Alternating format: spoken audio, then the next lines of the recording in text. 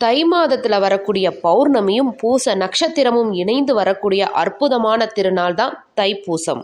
இந்த நாள் முருகப்பெருமானுக்கு அதீத சிறப்புடைய நாளாக இருக்கிறதுக்கு காரணம் என்னன்னு தெரியுமா? அசுரர்களை அழிக்கிறதுக்காக தேவர்கள் சிவபெருமான் கிட்ட கேட்கிறாங்க. சிவபெருமான் தன்னோட 5 முகத்தோடு 6வது முகமான அதோ முகமும் இணைத்து தன்னோட நெற்றி கண்ணிலிருந்து வெளிப்பட்ட தீப்பொறியிலிருந்து உருவானவர் தான் முருகப்பெருமான்.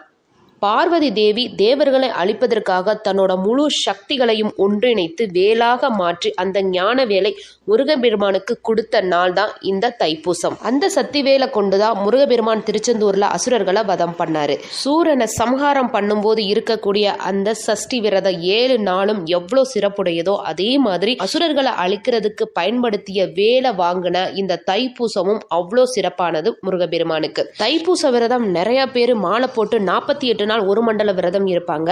அதே போல 21 நாள் விரதம் இருப்பாங்க, 18 நாள் விரதம் இருப்பாங்க, 6 நாள் விரதம் இருப்பாங்க, 1 நாள் விரதம் கூட இருப்பாங்க. இப்ப 48 நாள் விரதம் இருக்கீங்க அப்படின்னா டிசம்பர் 15ஆம் தேதி உங்களோட விரதத்தை ஆரம்பிக்கலாம். ஏன்னா தைப்பூசம் இந்த வருஷம் பிப்ரவரி 1ஆம் தேதியே வருது.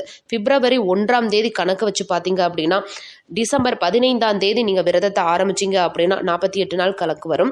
அதே இது 21 நாள் விரதம் இருக்கக்கூடியவங்க 11/1/2026 அதாவது ஜனவரி 11ஆம் தேதி நீங்க விரதத்தை ஆரம்பிக்கலாம். 18 நாள் விரதம் இருக்கணும் அப்படின்றவங்க ஜனவரி 14ஆம் தேதி உங்களோட விரதத்தை ஆரம்பிக்கலாம். இல்ல 6 நாள் விரதம் இருந்தா போதும் அப்படின்னு நினைக்கிறவங்க நீங்க ஜனவரி 26ஆம் தேதி உங்களோட விரதத்தை ஆரம்பிக்கலாம். இல்ல இத்தனை நாளும் இருக்க முடியாது, நாங்க அந்த ஒரே ஒரு நாள் மட்டும் தைப்பூசம் அன்னைக்கு விரதம் இருக்கணும் அப்படின்னா தைப்பூசம் இந்த வருஷம் பிப்ரவரி 1ஆம் தேதி அதாவது 1/2/2026 தைப்பூசம் அன்னைக்கு ஒரு நாள் மட்டும் நீங்க முழுமையா உண்ணாம விரதம் இருந்து முருகப்பெருமான வழிபாடு பண்ணலாம்.